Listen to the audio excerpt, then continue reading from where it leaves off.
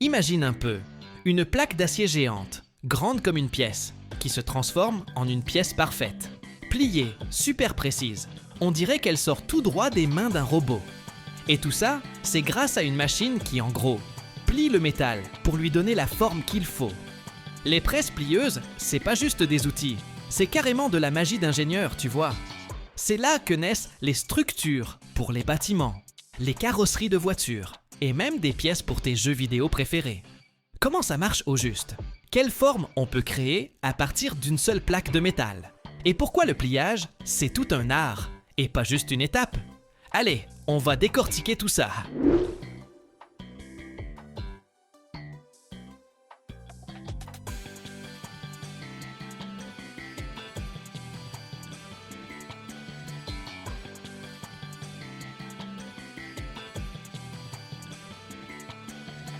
Une presse plieuse, c'est un peu comme un énorme jeu de construction, mais pour le métal.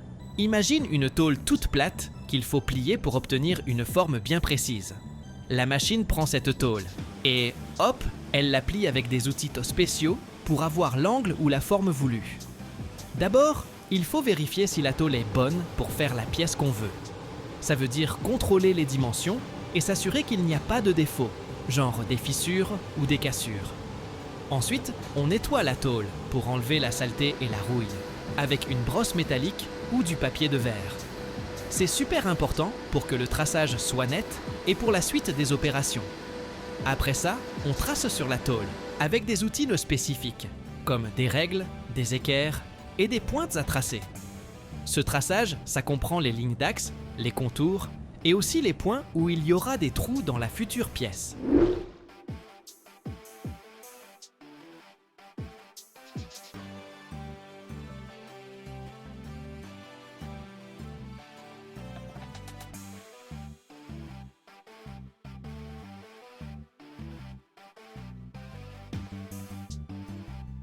Pour que ce traçage tienne bien et ne s'efface pas pendant le travail, on recouvre la surface du métal avec une peinture spéciale. On peut utiliser de la craie sèche, ou alors un mélange de craie et de colle, ou même une solution de sulfate de cuivre. Une fois le traçage fait, on vérifie que tout colle bien avec le plan de la pièce. Dans les grosses usines, on utilise souvent des systèmes automatiques pour soulever et placer les tôles sur la machine. Ça peut être des convoyeurs ou des bras robotisés qui positionnent la tôle pile poil sur la partie basse de la presse, qu'on appelle la matrice. Dans les plus petits ateliers, ou pour des petites séries, ce sont les opérateurs qui placent les tôles à la main.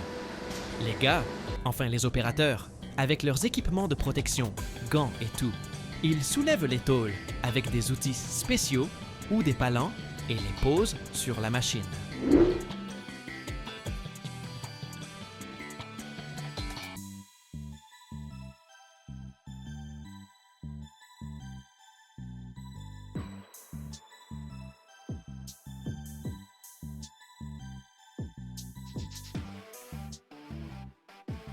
Les tôles, ça peut varier en taille, hein? Des petites, qu'on peut soulever à la main tranquille, jusqu'à des plaques énormes qui demandent du gros matos pour les lever. Dans l'industrie lourde, on voit parfois des tôles qui font jusqu'à 10 mètres de long et 3 mètres de large. Ensuite, on choisit les bons outils, le poinçon pour la partie haute et la matrice pour la partie basse. C'est eux qui vont décider comment le métal va se plier. Exactement. Pendant le pliage de la tôle, la presse appuie avec le poinçon sur la tôle et celle-ci se plie dans la matrice, créant la forme qu'on veut. Ce procédé permet de faire plein de formes et d'angles différents. Ça dépend juste du type de poinçon et de matrice qu'on utilise.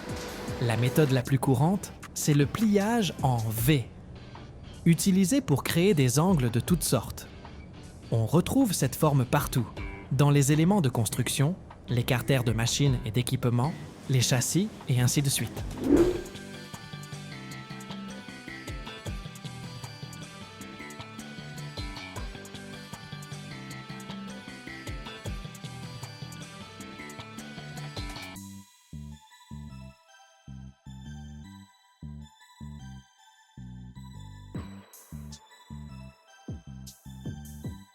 Le pliage en U, lui, sert à faire, des profilés en U, en acier ou d'autres métaux. C'est parfait pour fabriquer des profilés métalliques et des goulottes. Il y a aussi le pliage dit en arrondi ou rayonné pour faire des pièces cylindriques ou coniques. On s'en sert pour produire des tubes, des cylindres et d'autres structures en volume. Pour des formes encore plus complexes, on peut faire du pliage multiple, par exemple pour obtenir un profilé en forme de caisson ou de chapeau. Le pliage de tôle permet donc de créer plein de formes. Mais faire une spirale, là, c'est une autre paire de manches. En général, les formes en spirale sont fabriquées avec des méthodes et des machines spéciales, comme les cintreuses à rouleaux ou rouleuses. Ces machines servent à fabriquer des surfaces cylindriques, coniques ou d'autres formes en volume. Elles créent des spirales en faisant passer le métal entre des rouleaux qui le façonnent petit à petit. On les utilise beaucoup pour fabriquer des tubes, des cylindres et d'autres structures métalliques qui ont besoin de cette forme en spirale.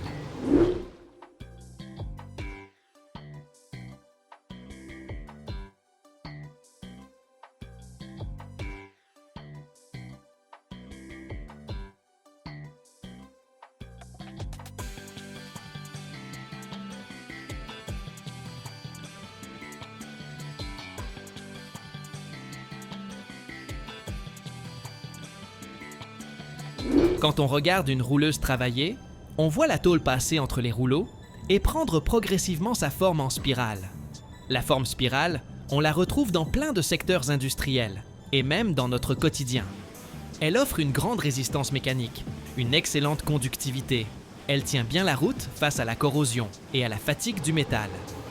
Pensez aux ressorts, aux connecteurs, aux échangeurs de chaleur, à l'électrotechnique, l'électronique, l'industrie pétrolière et gazière, la chimie, les instruments médicaux. Partout là-dedans, on trouve des pièces en forme de spirale. Par exemple, pour les tubes spiralés en cuivre au beryllium, on utilise cette forme dans 50% des cas, grâce à leur superconductivité et leur résistance.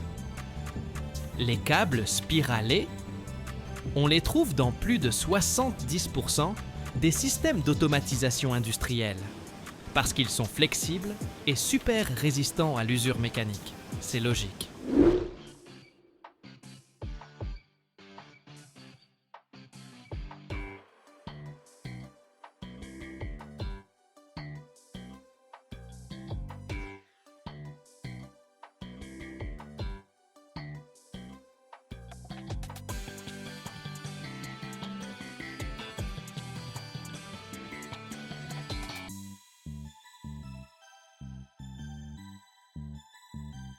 Et les ressorts spiralés, on les voit dans plus de 30% des actionneurs mécaniques, parce qu'ils permettent d'ajuster la force du ressort comme on veut. Dans le pétrole et le gaz, les tubes spiralés ont plusieurs avantages. Ils s'adaptent facilement aux changements de niveau et de direction quand on transporte le pétrole ou le gaz. C'est crucial, surtout quand on construit des pipelines dans des zones géologiques compliquées, tu vois. En plus, ces tubes ont une soudure en spirale qui simplifie leur installation. Du coup, ça prend moins de temps à monter que les tubes classiques avec une soudure droite. On utilise aussi ces tubes spiralés pour nettoyer les puits après une fracturation hydraulique. On injecte de l'azote par ces tubes pour virer le propan, c'est le sable spécial, des fissures. Ça permet d'espacer les maintenances et de remettre le puits en service plus vite. Pas mal, non ?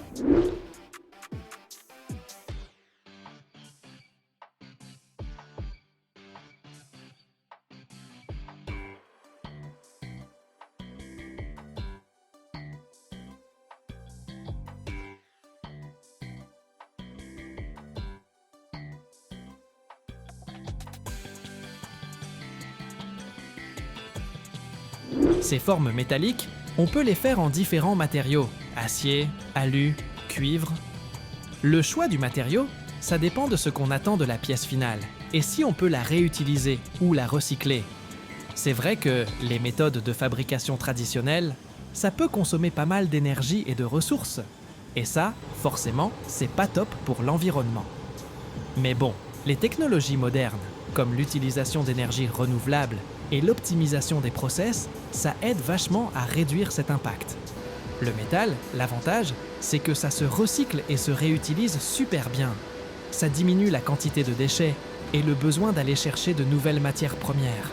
C'est particulièrement vrai pour l'acier et l'aluminium. Et pour protéger les pièces métalliques de la rouille, on utilise souvent des peintures en poudre. Elles sont plus écolos que les peintures liquides classiques, parce qu'elles n'ont pas de solvants organiques ni de cochonneries dedans.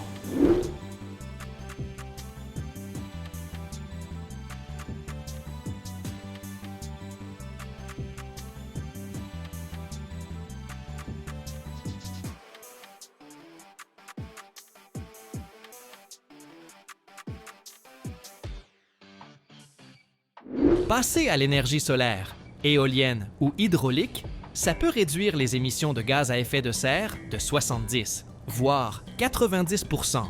Par rapport aux énergies fossiles, c'est énorme. Améliorer les process et automatiser, ça peut faire baisser la conso d'énergie de 20 à 30% et réduire les déchets de 25%. Et réutiliser les pièces métalliques, ça diminue les déchets de 50 à carrément 70%.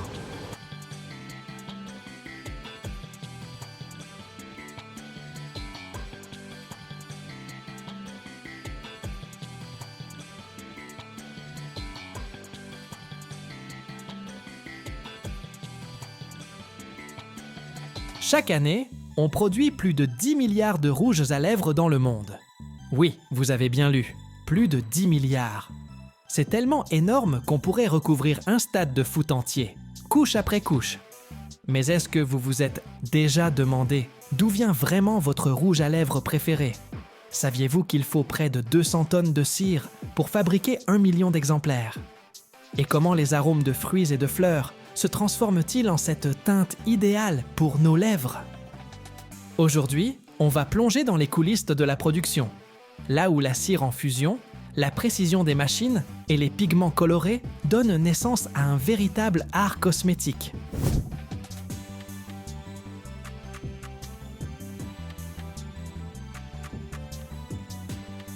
Les ingrédients de base d'un rouge à lèvres, c'est un mélange de cire, d'huile, de pigments et d'arômes.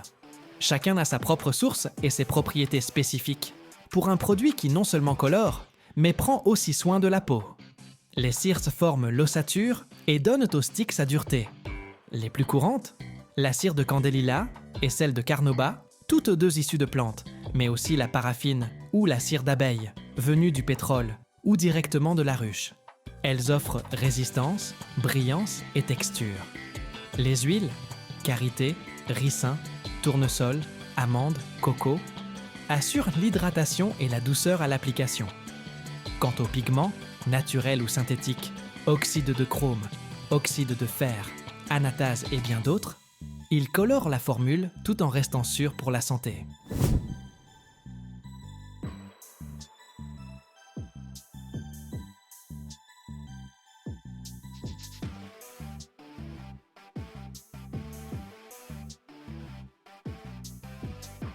Les arômes, eux, procurent ce parfum si caractéristique. Ils peuvent être naturels, extraits de fleurs ou de fruits, ou synthétiques. On ajoute aussi des antioxydants et des vitamines pour chouchouter les lèvres. Par exemple, la vitamine E, très populaire, aide à conserver la fraîcheur du rouge à lèvres tout en nourrissant la peau. Tout ça provient des 4 coins de la planète. Huiles et cires viennent souvent des régions tropicales, où la végétation offre des propriétés uniques pour la cosmétique. Les pigments, de leur côté, sont fabriqués dans des laboratoires spécialisés, grâce à des technologies très avancées en chimie et sciences des matériaux. Au total, on compte près de 10 milliards de rouges à lèvres et de gloss produits chaque année, un segment phare de l'industrie cosmétique.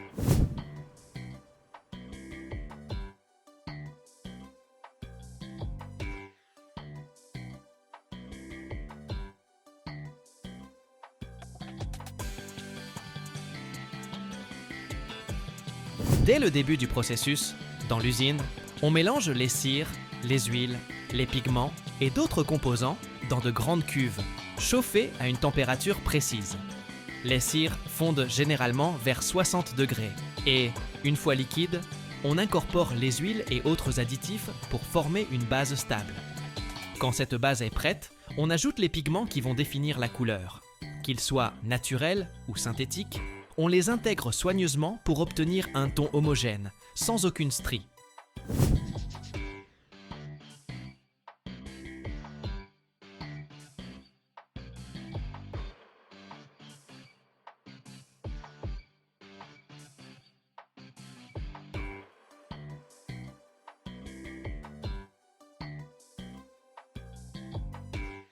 Les pigments se présentent souvent en poudre ou en pâte. Avant de les ajouter à la base, on les dissout ou on les disperse dans une huile ou un solvant cosmétique spécial, histoire d'obtenir une texture uniforme. On les verse ensuite progressivement dans la cuve, grâce à des mélangeurs ou des homogénéisateurs, pour éviter tout grumeau. Le tout reste à haute température, autour de 60 à 70 degrés Celsius, afin que la couleur se diffuse parfaitement. À ce stade, on vérifie la nuance. Si elle n'est pas exactement comme on le souhaite, on corrige en ajoutant d'autres pigments ou en ajustant certains composants.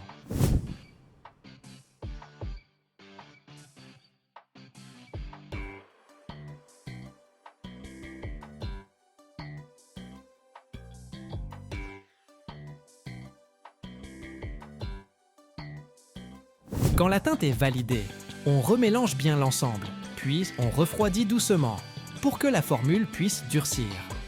Le contrôle est permanent afin de garantir une reproduction fidèle de la couleur, même après le conditionnement. Juste avant cette étape cruciale, on ajoute les arômes et les vitamines.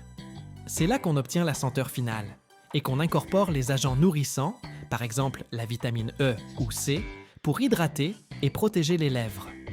D'ailleurs, fabriquer 1 million de rouges à lèvres exige près de 200 tonnes de cire, et la quantité d'arômes nécessaire est si énorme qu'on ne peut même pas la chiffrer. Les arômes peuvent être d'origine végétale, huiles essentielles, extraits de fruits, ou synthétiques comme la vanille, le caramel ou des notes fruitées. Les vitamines A, E, C sont souvent ajoutées sous forme de solutions huileuses ou de microcapsules, afin de mieux s'intégrer dans la formule.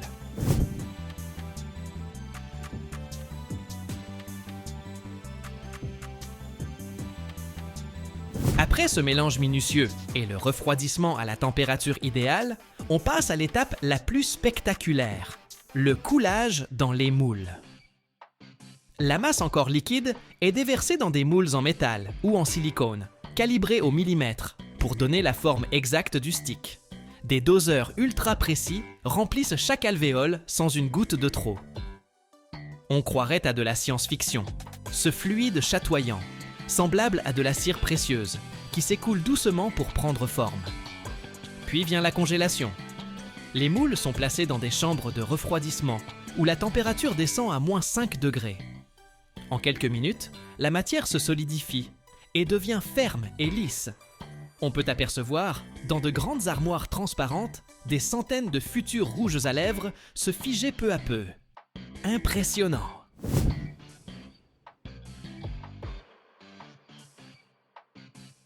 Une fois la masse durcie, on ouvre les moules et des dispositifs automatisés éjectent chaque stick en douceur. C'est là que la magie opère. Chaque rouge à lèvres passe sous des rouleaux de polissage pour gommer les petites imperfections et obtenir cette brillance parfaite. Ensuite, direction la chaîne de mise en étui.